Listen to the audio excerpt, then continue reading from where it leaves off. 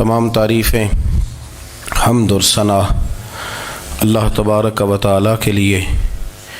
درود و سلام نبی اکرم نور مجسم شفیع معظم احمد مجتبیٰ جناب حضرت محمد مصطفیٰ صلی اللہ تعالی علیہ وسلم کی ذات والا صفات کے لیے حمد و صلات کے بعد مسلمان کا یہ عقیدہ ہے کہ ہمارا خالق اللہ ہے، ہمارا مالک اللہ، ہمارا رازق اللہ۔ جب یہ ساری چیزیں، ساری عطائیں، ساری نعمتیں اللہ کی ہیں تو پھر مسلمان کی ساری توجہ بھی اللہ ہی کی جانب ہونی چاہیے۔ اسے کوشش کرنی چاہیے کہ وہ ہر معاملے میں، ہر مسئلے میں، ہر پریشانی میں اپنی توجہ اپنے رب کریم کی جانب مبذول رکھے۔ انسان جب اپنے علم پر بھروسہ کرنے لگتا ہے یا اپنی عقل پر بھروسہ کرنے لگتا ہے یا اپنے تعلقات پر بھروسہ کرنے لگتا ہے یا اپنی دولت پر، مال پر، صحت پر، تو ایک بہت بڑے دھوکے کا شکار ہو جاتا ہے۔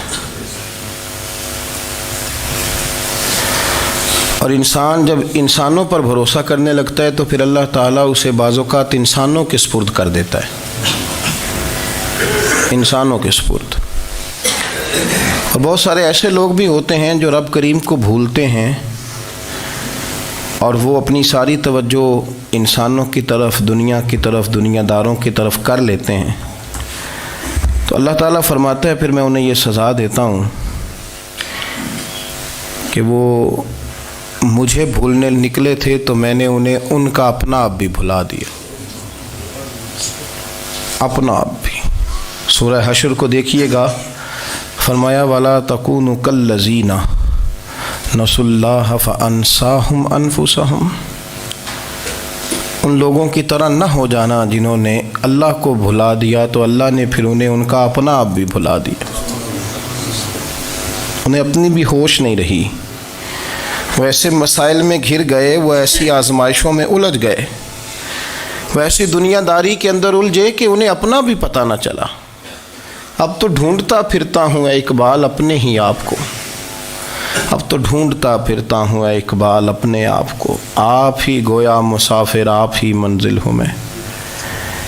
جب انسان خدا فراموش ہوتا ہے تو خود فراموش ہو جاتا ہے۔ ہمارا بڑے زمانے سے تکیہ ہے، کبھی امریکہ پر، کبھی یورپ پر، کبھی برطانیہ پر، کبھی مالداروں پر، کبھی اسلحے والوں پر۔ اس کا نقصان یہ ہوا کہ اپنا کوئی وجود نہیں رہا، اپنا کوئی نظریہ نہیں رہا، اپنی کوئی سوچ نہیں رہی۔ ایسے محسوس ہوتا ہے کہ کوئی منشور نہیں، کوئی دستور نہیں، لگام منہ میں ہے اور اس کا سرا کسی کے ہاتھ میں ہے، وہ جدھر چاہتا ہے ہمیں گھما لیتا ہے۔ اللہ فرماتے ہیں یوں نہ ہو جانا کہ تم رب کو بھلا دو اور پھر تمہیں اپنا آپ بھی بھول جائے۔ اولئک ھم الفاسقون، فرمایا یہ وہ لوگ ہیں جو نافرمان ہیں اللہ کے، یہ نافرمان ہیں۔ جب یہ نظریہ بن گیا، جب یہ ذہن بن گیا کہ پیدا اللہ نے کیا ہے، دینا اللہ نے ہے، عطا کرنے والا اللہ ہے، نوازنے والا اللہ ہے، تو پھر ساری توجہ دنیا داروں کی طرف رکھنا، میں اللہ والوں کی طرف توجہ رکھنے کا قائل ہوں، میں وہ سمجھتا ہوں، ہم اس چیز کے قائل ہیں، لیکن وہ بھی کوئی آستانہ ہے کہ جہاں حق مرشد کا نعرہ تو بڑا لگے پر رب کا نام ہی نہ سننے کو ملے۔ یہ بھی کوئی بات ہوئی کہ جہاں یہ تو نعرہ زور سے لگے کہ جیوے جیوے مرشد جیوے، لیکن استغفار کا درس ہی نہ ملے۔ جہاں ہر وقت یہ بتایا جائے کہ یہاں آ گئے تو بچ گئے، کیسے بچیں گے؟ میرے رسول پاک علیہ السلام کا دروازہ سب سے بڑا دروازہ ہے، حضور کا دروازہ سب سے بڑا دروازہ ہے، لیکن میرے دوستو یاد رکھنا، نبی پاک علیہ السلام نے بھی لوگوں کو جب رستہ دکھایا ہے تو رب کریم کا رستہ دکھایا ہے، اللہ کا رستہ دکھایا، اللہ کریم کا رستہ دکھایا، لوگوں کو رب کی طرف توجہ کرائی۔ میرے رسول کریم سید عالم صلی اللہ تعالی علیہ وسلم نے لوگوں کی اللہ کی جانب توجہ کرائی اور لوگوں سے یہ کہا کہ وہ اپنے رب کریم کی جانب اپنا ذہن رکھیں، اپنی توجہ اپنے اللہ کی جانب مبذول کریں۔ میری بات کو اچھے طریقے سے سمجھیے گا، علم اللہ تبارک و تعالی عطا کرتا ہے، تو اسے اللہ کی عطا ہی سمجھنا چاہیے۔ کچھ لوگوں کے پاس علم ہوتا ہے پر علم نافع نہیں ہوتا، وہ ٹامک ٹونجا مارتے رہتے ہیں ساری زندگی۔ علم کو اللہ کی عطا سمجھیں، اپنی عقل پر اپنے شعور پر زیادہ بھروسہ نہ سمجھیں، نظر اللہ پہ رکھیں۔ حضرت مولا علی شیر خدا کرم اللہ تعالی وجہہ الکریم سے کسی نے پوچھا تھا بڑا عالم کون ہوتا ہے؟ ہمارے ہاں تو اب وہ والے عالم پائے جاتے ہیں نا، اللہ ماشاء اللہ، جو ممبر پہ بیٹھتے ہیں تو دعوے ہی دعوے ہیں، ممبر پہ بیٹھتے ہیں تو دعوے ہی دعوے ہیں، اس طرح کے عالم ہمارے ہاں پائے جاتے ہیں۔ وہ ہر بات میں دعویٰ کرتے ہیں، میں یہ کر دوں گا، میں وہ کر دوں گا۔ یہ مزاج علماء کا نہیں۔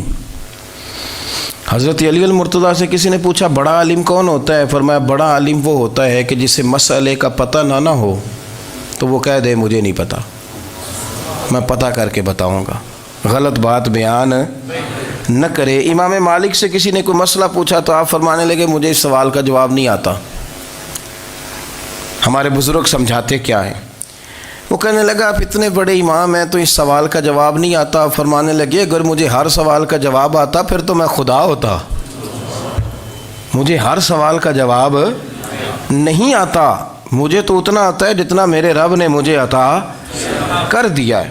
اپنی نظر اللہ پہ رکھیں، نکل آئیں اس معمے سے باہر کہ میں کوئی بلا ہوں، مجھے بڑا پتہ ہے، میرے پاس 6 ڈگریاں ہیں، مجھے 10 جگہ پہ تدریس کا شغف حاصل ہے، اس سے نکلیں باہر۔ قرآن مجید دیکھیے گا، اللہ تعالیٰ نے ارادہ قدرت فرمایا کہ میں حضرت آدم کو بناؤں گا، پھر بنانے کے بعد فرمایا فرشتوں سجدہ کرو آدم کو، سب نے سجدہ کیا الا ابلیس ابا واستکبر وکان من الکافرین، سب نے سجدہ کیا سوائے ابلیس کے، اس نے انکار بھی کیا، تکبر بھی کیا اور کافروں میں سے ہو گیا۔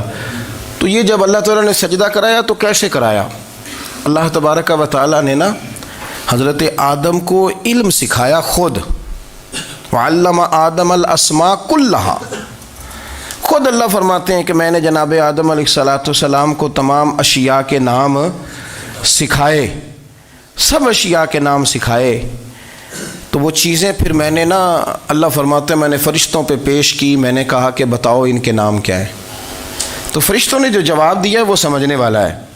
اللہ نے چونکہ خود علم سکھایا تھا حضرت آدم کو، جناب آدم سکھایا تھا لیکن فرشتوں کو نہیں سکھایا تھا، تو اللہ کریم نے فرمایا فرشتوں اب یہ بتاؤ ان چیزوں کے نام کیا ہیں؟ تو فرشتے کیا کہتے ہیں؟ فرشتے عرض کرتے ہیں قالوا سبحانک لا علم لنا۔ آپ کبھی یقین کریں اس چیز کی لذت لیں تو مزہ آ جائے۔ کہا قالوا سبحانک، کہنے لگے تو پاک ہے، قالوا سبحانک، کہنے لگے تو بھئی آدم علیہ السلام کو نام سکھا لیے، پھر فرشتوں کے سامنے وہ چیزیں پیش کر کے کہا ان چیزوں کے نام بتاؤ، تو فرشتے کیا کہتے ہیں؟ کہتے ہیں قالوا سبحانک، تو پاک ہے، لا علم لنا، ہمارے پاس کوئی علم نہیں، الا ما علمتنا، ہمیں تو اتنا پتہ ہے جتنا تو نے ہمیں سکھا دیا ہے، ہمیں تو اتنا پتہ ہے جتنا تو نے ہمیں، لا علم لنا، ہمارے پاس کوئی علم نہیں ہے، اتنا ہی پتہ ہے جتنا تو نے ہمیں سکھا دیا ہے، اس سے زیادہ ہمارے پاس علم۔ اور یہ کیوں تو نے ہمیں جتنا سکھایا اتنا پتہ ہے؟ فرشتے یہ نہیں کہتے یا اللہ تو زیادہ سکھا، آدم کو دیا تو ہمیں بھی دے، یہ نہیں فرمایا، فرمایا انک انت العلیم الحکیم، اے اللہ تو علم والا بھی ہے اور حکمت والا بھی ہے، تجھے پتہ ہے کس کو کتنا دینا ہے، جتنا تو نے مناسب سمجھا جناب آدم کو دیا، اور جتنا تو نے بہتر سمجھا وہ تو نے ہمیں عطا فرمایا۔ تو اگر آپ کے پاس علم ہے، کہیں نالج ہے، تو اس کو اللہ کی عطا سمجھیں۔ ہمارے ہاں بہت سارے لوگ بن کے بیٹھ جاتے ہیں، میں اکثر کہتا ہوں کہ پھر وہ دعوے کرتے ہیں میرے علاقے والے جاہل ہیں، میرے شہر والے جاہل ہیں، میرے خاندان والے پڑھے نہیں، یہ آپ کا دعویٰ ہے، یہ آپ کو خراب کر دے گا۔ ہم نے بہت سارے ایسے لوگ دیکھے جو بہت بڑے عالم تھے، لیکن اللہ جب لینے پہ آیا تو عقل ہی لے گیا، شعور ہی چلا گیا، حافظے ختم ہو گئے۔ آپ دیکھتے ہیں بڑھاپے میں کچھ لوگ ایسے ہوتے ہیں کہ جن کو یہ بھی یاد نہیں رہتا کہ میرا نام کیا ہے، میں کہاں ہوں، مجھے کدھر جانا ہے، تو اس وقت سے اللہ کی پناہ مانگیں اور اپنی نظر اپنے رب کریم کی جانب رکھیں، اللہ کی جانب اپنی نظر کو مبذول رکھیں۔ دوسری بات، علم کے بعد ایک چیز آتی ہے جس کا نام ہے ہدایت، جس کا نام ہے تقوی، جس کا نام ہے پرہیزگاری، جس کا نام ہے عمل، عبادت، ریاضت۔ یہ بھی اسی وقت ہی نصیب ہوتی ہے جب میرا رب کریم نصیب فرما دیتا ہے۔ ہم نے نا نیکی کا اپنا اپنا سٹیٹس بنا لیا ہے، اپنا اپنا معیار بنا لیا ہے۔ کچھ لوگ کہتے ہیں کہ جناب مسجد میں سیمنٹ کا توڑا دینے سے بہتر ہے کسی غریب کو آٹے کا تھیلا دے دو۔ اب اس نے اپنا مزاج بنا لیا نا نیکی کا، اس نے اپنا سٹیٹس بنا لیا ہے۔ میرا یہ سوال ہے کہ نبی پاک صلی اللہ تعالیٰ علیہ وسلم جب مدینہ شریف آئے تھے تو حضور نے سب سے پہلے غریبوں میں آٹا تقسیم کیا تھا کہ سب سے پہلے مسجد بنائی تھی؟ کیا عجیب لوگوں کا رنگ ہے، اپنی مرضی کی ہدایت، اپنی مرضی کا تقوی، اپنی مرضی کا معیار۔ مسجد کوئی بڑا چھوٹا خطیب بھی میری طرح کا ہو نا تو وہ مسجد میں بیٹھ کے جب نبی پاک کی بات کرتا ہے تو کہتا ہے میرے رسول پاک غریبوں کا سہارا بن کے آئے۔ وہ غریبوں کی بات کرتا ہے، مسکینوں کی، لاچاروں کی، کمزوروں کی بات۔ تو مسجد ہی تو وہ ادارہ ہے جہاں سے غریبوں کی بات ہو رہی۔ تو اب لوگوں نے غریب کو اور مسجد کو لڑانا شروع کر دیا، اس کو لڑاؤ کہ مسجد میں پیسے دینے سے بہتر ہے آپ غریب کو آٹے کا تھیلا دے دیں۔ آپ یہ کیوں نہیں کہتے کہ مسجد میں بھی آپ توڑا دیں ایک سیمنٹ کا اور ساتھ غریب کو بھی خدمت کریں؟ یہ کیوں نہیں تقویٰ؟ اپنی اپنی مرضی کا مزاج، اپنی اپنی۔ کچھ لوگ کہتے ہیں چھوڑو جی، ساری زندگی انسان نماز پڑھتا رہے اور پھر گالیاں بھی دیتا رہے، بندہ داڑھی بھی رکھ لے اور جھوٹ بولنا بھی نہ چھوڑے۔ تو یہ آپ نے اپنے پاس سے تقوی کا معیار بنایا ہے۔ گالی دینے کا گناہ ہے اور داڑھی رکھنے کا ثواب ہے۔ تو اگر آپ داڑھی رکھے ہوئے ہیں اور آپ کوئی غلطی کر رہے ہیں تو اس سے آپ کی داڑھی کا ثواب ختم، اللہ کرے آپ کو سمجھ آئے میری بات کی۔ آپ کوئی غلطی کر رہے ہیں، داڑھی کا ثواب اس سے ختم، وہ اپنی جگہ پہ قائم ہے چیز۔ اپنی مرضی کا کیوں تقوی کا معیار بناتے ہیں؟ تقوی کا مزاج اپنی مرضی کا نہ بناؤ، اللہ کی بارگاہ سے دعا مانگو کہ یا اللہ ہمیں ہدایت کا نور عطا فرما، اللہ تو ہمیں رستہ دکھا، تو بتا کہ ہدایت کیا ہے۔ تو رب فرماتا ہے اللہ ولی الذین آمنوا، اللہ مومنوں کا مددگار ہے، یخرجہم من الظلمات الی النور، وہ انہیں اندھیروں سے نکالتا ہے اور نور کی طرف روشنی عطا فرماتا ہے۔ اندھیروں سے نور کی طرف اللہ لاتا ہے۔ اللہ ولی، اللہ مومنوں کا ولی ہے، وہ انہیں اندھیروں سے نور کی طرف نکالتا ہے۔ ہدایت ہمیشہ اللہ کی طرف سے سمجھے۔ جب وہ نماز کی توفیق دیتا ہے تو اپنے فضل سے دیتا ہے، جب وہ ذکر کی توفیق دیتا ہے تو اپنے فضل سے۔ ہم سمجھتے ہیں ہو جی فلانا نہیں پڑھ رہا بڑا بیوقوف ہے، فلانا نہیں پڑھ رہا، تو تم کیا اپنی عقل کے زور پہ پڑھ رہا ہے؟ میں جی اللہ کے فضل سے 2 سپارے پڑھتا ہوں، تو کس پہ احسان کرتے تو 2 سپارے پڑھ کے رویا کر کہ اگر مالک تو بڑا قریب نہیں؟ بڑے لوگ ہیں جن کو پورا قرآن حفظ ہے پر انہیں پڑھنے کی توفیق نہیں، تو انہیں فضل کیا اور مجھے توفیق دے دی ہے پڑھنے کی۔ رویا کر، پڑھ کے رویا کر، راتی ساری کر کر زاری، وہ نیند اکھاں تھی توندے تے فجرے اوہی گناہگار کہاون سب تو نیوے ہوندے۔ مہربانی کریں، ڈریں، نیکی کریں تو پھر ڈریں، پھر احساس پیدا کریں، پھر اپنے اندر وہ کمزوری لائیں کہ توبہ توبہ مجھے تو پتہ ہی نہیں، تو جانتا ہی نہیں۔ حضرت سیدنا امام اعظم ابو حنیفہ رحمۃ اللہ تعالیٰ علیہ کے ساتھ ایک شخص کہتا میں نے نماز پڑھی، تو عشاء کی نماز تھی۔ یہ جو لوگ بڑے ہوتے ہیں نا، جن کے پیار کرنے والے بڑے ہوتے ہیں، ان کے گرد خوف بھی بڑا ہی ہوتا ہے، انہیں بڑا ڈر لگتا ہے، بڑی بعض اوقات آزمائش ہوتی ہے ان کی۔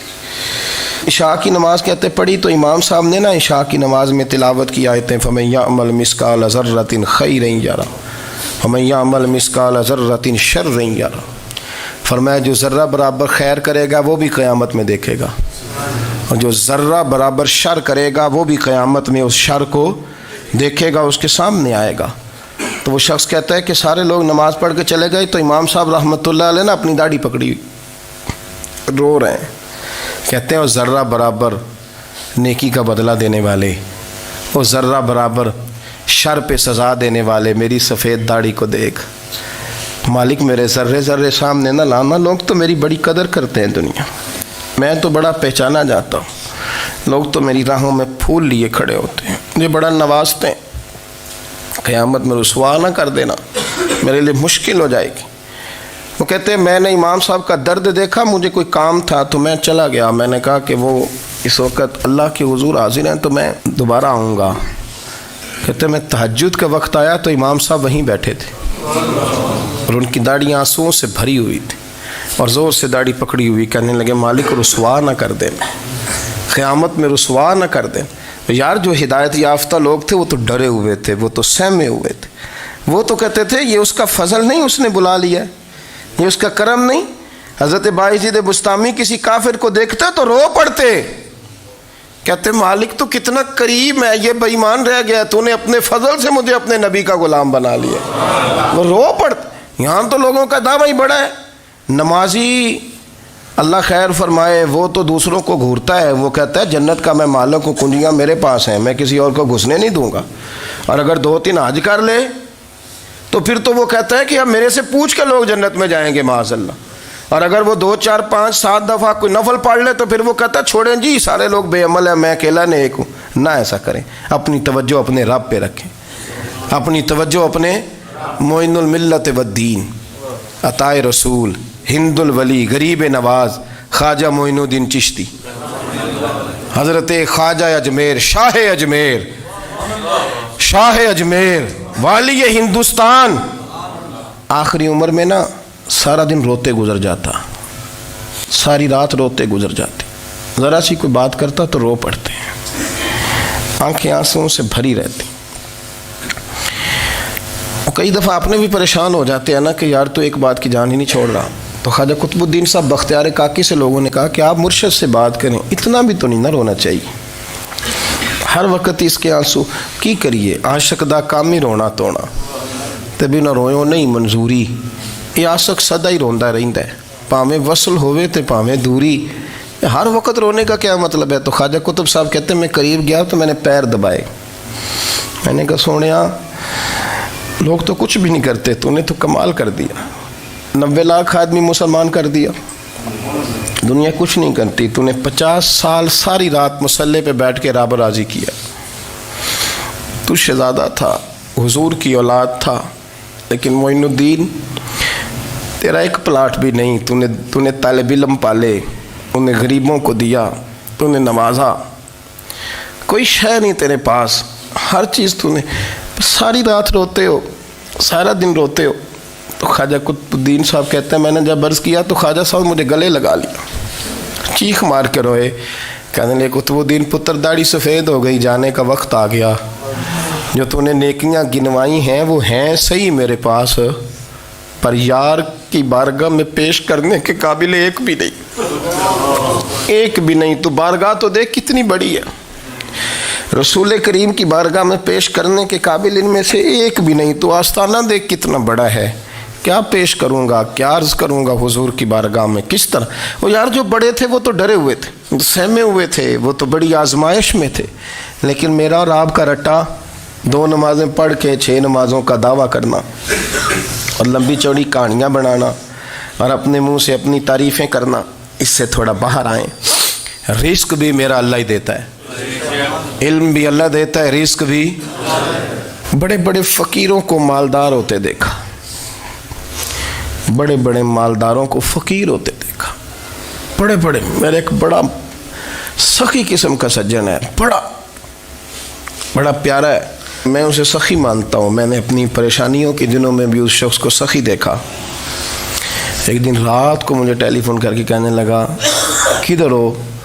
میں نے کہا میں گھر ہوں۔ نہیں اکثر سفر میں ہوتے ہو نا؟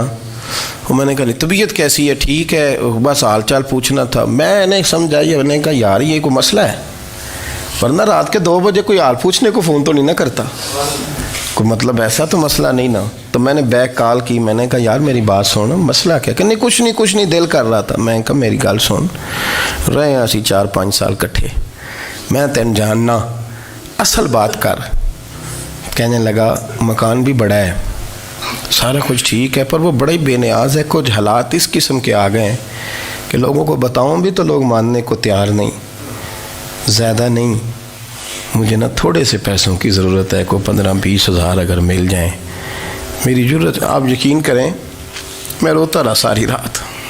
میں نے کہا او مہربانہ تیرا کس طرح کریں گے، اس سے لے کے زمانہ استعمال کرتا تھا، پر بے پرواہی ویخ نہ سجڑ دی، جتھے کسے دی پیش نہ جاوے، انہیں تاجاں والے در در رولے تے منگتیاں تخت بٹھاوے۔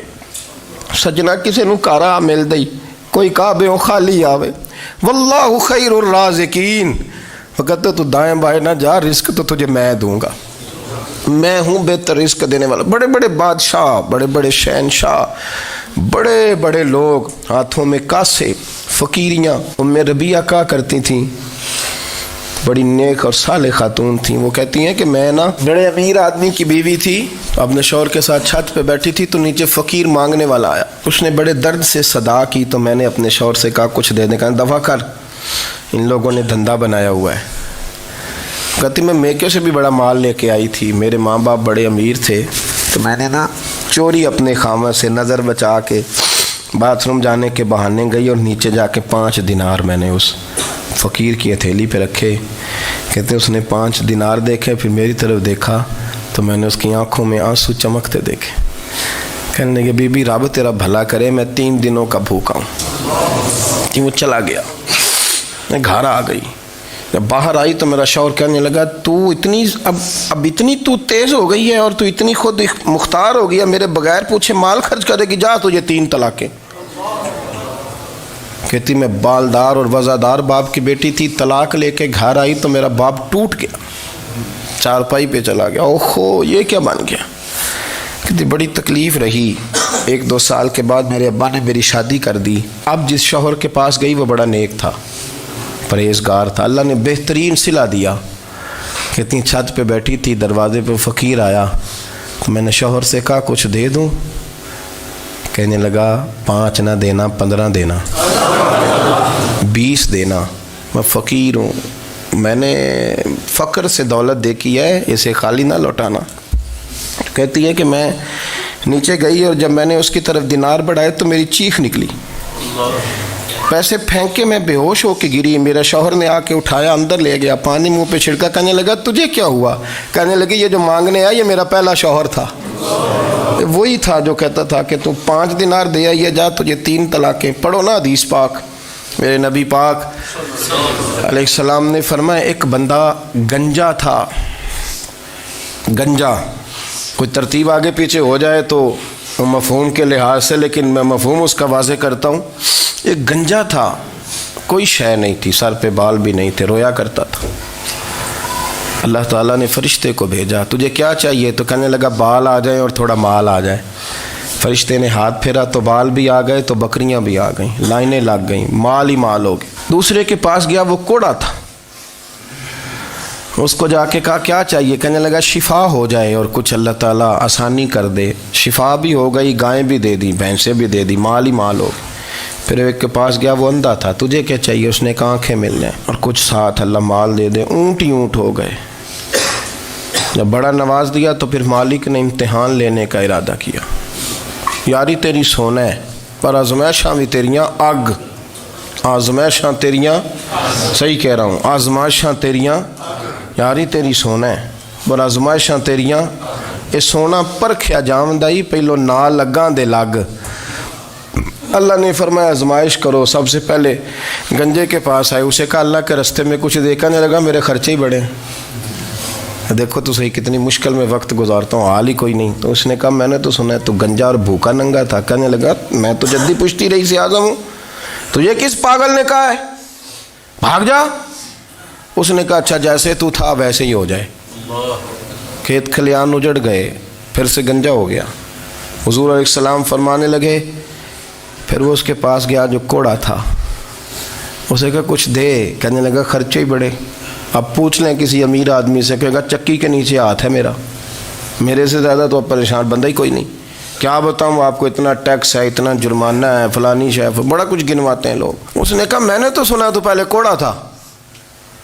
اس نے کہا جا دوڑ جا، میں تو رئیس اعظم ہوں، دادا بھی پردادا بھی اور ساری نسل ہی۔